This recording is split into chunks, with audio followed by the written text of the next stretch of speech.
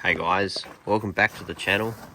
So I've just recently purchased this 2020 Land Cruiser Dual Cab GXL.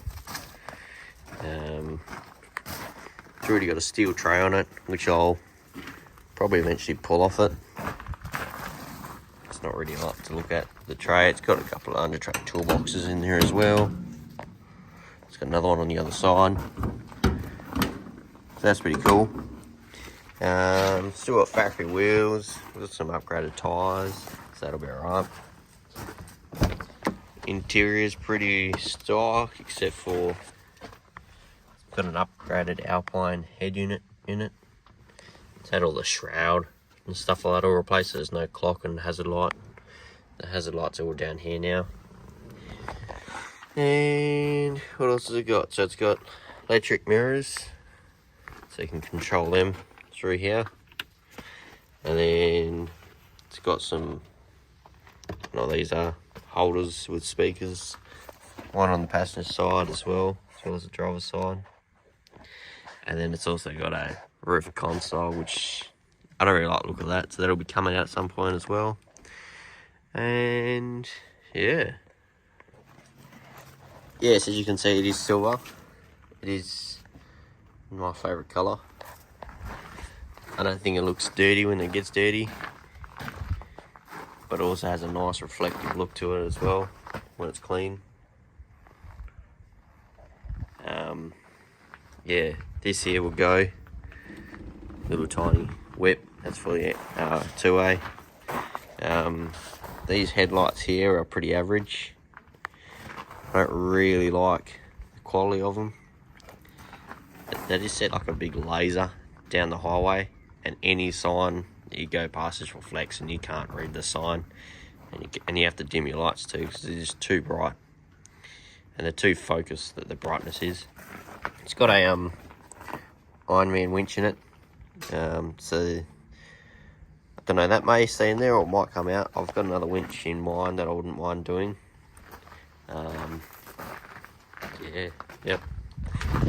So this is obviously all equipped with factory diff locks as well in it as well. One of the other things we recently got for our dog is this Navigator hammock. So our dog loves it, so we can go full driving, doesn't get thrown around. Got a few other stuff from them as well. There's a collapsible dog's bowl, so that's waterproof. Some other stuff as well from them. Hit them up, they looked after us. We sent them at the Perth 4-wheel drive show back at the start of November. The gentleman there was looking after us. He was pretty enthusiastic with everything, and it's all good quality gear that they sell. All the stuff that I've seen of theirs is all really good quality. Alright, so we know what the engine bay looks like on these, but that's not why I've popped the bonnet. Let me just put you down for a second. Alright, so pulled this winch cable off because I'm going to put in an isolator for it. It's just fed live straight to the battery. This thing's always a bit average. So it's got a pre-filter in it as well. It's got a 30 micron manager. Yep. So I'm going to relocate that over to the other side over there, which I've got a flash lube pre-filter bracket is what this here is, and I've just bent up this piece of stainless. I've had it bent up for me. I think it's like 2mm thick stainless, so it won't corrode like alloy or go rusty like steel. And I've just put some MIDI fuse holders on it.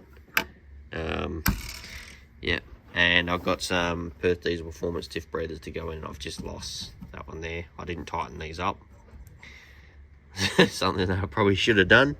Anyway, so that'll be the next job. So I'll just run some power over from the battery up and around, and then over to here, and then I'll rewire the spotlights up to there, because obviously they've got this fuse over here, and obviously all the cabling all looks pretty average.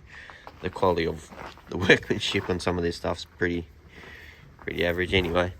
So all that will be coming out anyway, and yeah, so I'm gonna run some power from here to the tray for a canopy as well.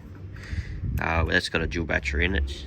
I might put a battery in, probably gonna put it in behind the seat because there's quite a fair bit of room behind the back seats in these. I'll pop it forward so you can have a bit of a look. So as you can see, I've got a bottle jack down there. It's quite a big one, it's a 6 ton, and it's still inside the box as well. I had my toolbox in behind there the other day, and it's pretty decent, so I'll probably put a battery setup in here. Yeah.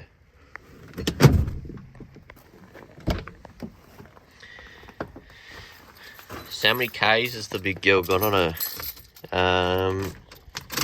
She had 60,000 when we picked her up. Picked it up just over a month ago. In November. Yeah, so she's nice and tidy. She sounds nice and tight. Pretty well brand new. There's no dust past this filter either. Doesn't really look like it's done that much off-road use, so that's alright. Right, so one of the things that I don't really like about this bonnet mechanism here is the latch doesn't really release that well. I personally don't reckon. So when you pop the bonnet, it should just pop and release. So my old one, I always just went out and greased it up. There we go, so just chuck some grease on that bonnet latch. So I'll grab this bonnet down.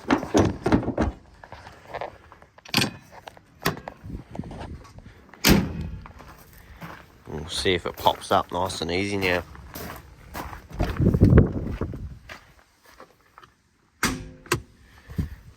Click better. Righto, there we go. Managed to free it up a little bit more.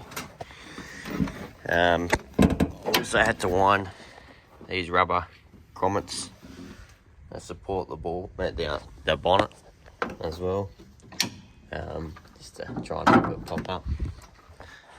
The bonnet was sort of sagged down slightly. Yeah, so we'll get into it, wiring up this little power distribution box and go from there.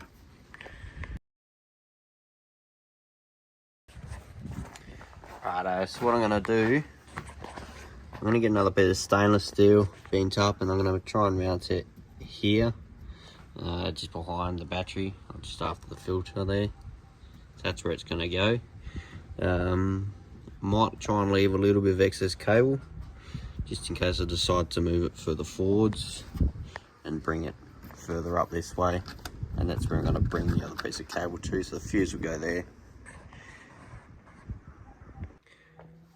So I've chosen the size lug that I'm after. So that size there will fit the terminal of the battery, and that size there will fit this size cable here. This is 3 BNS, which I think has a squared millimeter of like 26 mil square. Yep. So I'll just cut that down with a Stanley knife. Righto, so I've cut that down, so therefore I can fit that on there now. I've just got my crimpers out and I've adjusted the size of the crimp. This crimper I got, it's not really that, it's alright. I couldn't really afford the hydraulic press one. Yeah, I think I spent like 50 or 60 bucks on it. It's from I can't even remember now. It's one of the electronic stores I think it was from. Yeah, it works alright. It's called Duratec. There you go. For those of you who want to see if you can buy it online.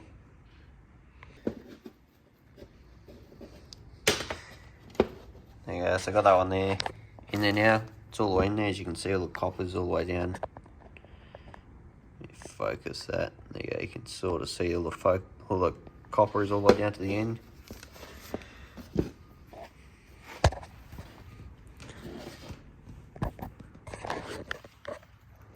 Sorry, I'm just gonna have to put you down for a second. Right there we go.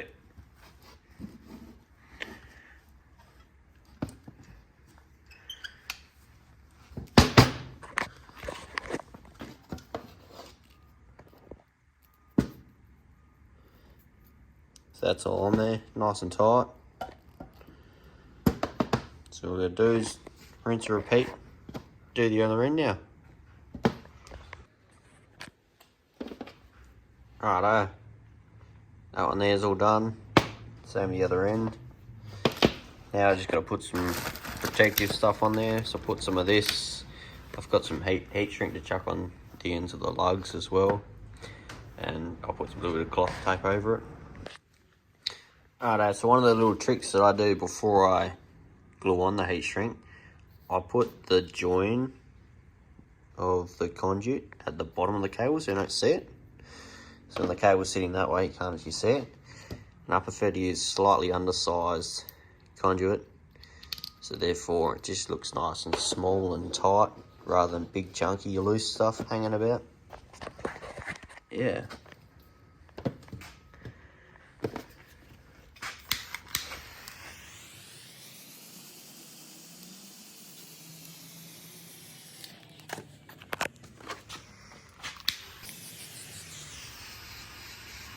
So this heat shrink is actually double shielded, and it reduces up to a quarter of its original size, and it's also covered in glue as well, so you can just see on the end there, probably can't quite see it, you can see it a little bit actually, it's actually glue oozing out of the end, so it takes a little bit longer to shrink it than the other stuff, but I think it's nicer stuff to use.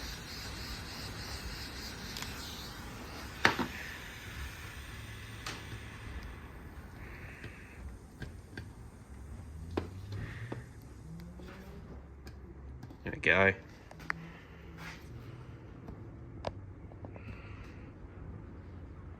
That will focus.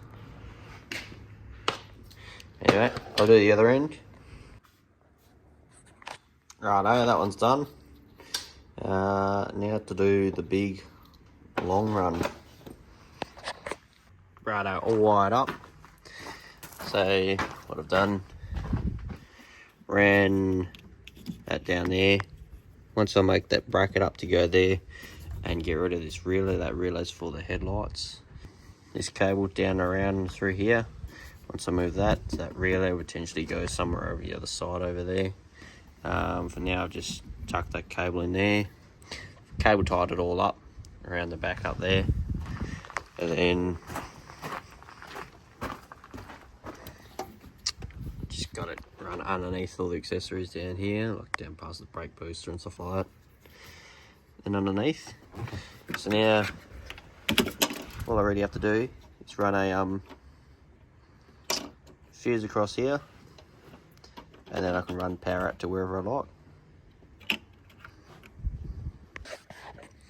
Righto, so at a later point when I need to run other stuff, I'll just bridge across from here, across to the other, can't get that off for some reason. Just run cable from this terminal around to here, and that'll be just to run them off parallel off that battery then. Or if I decide to put another battery over there, I'll just change that existing cable to go off the second battery, not the first battery. And yeah, easy as that. So that's that one done.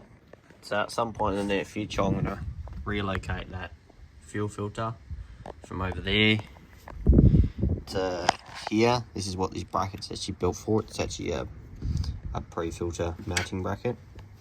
So I'll relocate that to there, and I've already got hose for it, so it can already be done. I can do it now if I wanted to.